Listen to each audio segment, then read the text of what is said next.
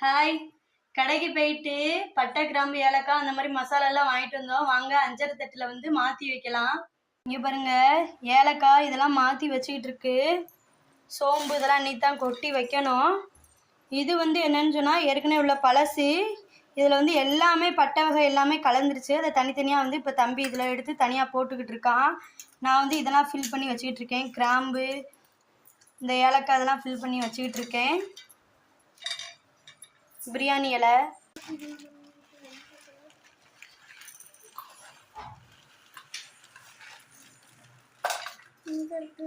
பிரியாணிக்கு கறி குழம்புக்கு இந்த மாதிரி போடணும்னா நம்ம டக்கு டக்குன்னு இதில் ஒரே பெட்டியை திறந்தா போதும். அஞ்சரை பெட்டியை இதுக்குள்ளே எல்லாத்தையுமே எடுத்து நம்ம போட்டுடலாம். எல்லாம் அங்கே பாருங்க வச்சாச்சு. போட்டு க்ளோஸ் பண்ணிட வேண்டியதான்.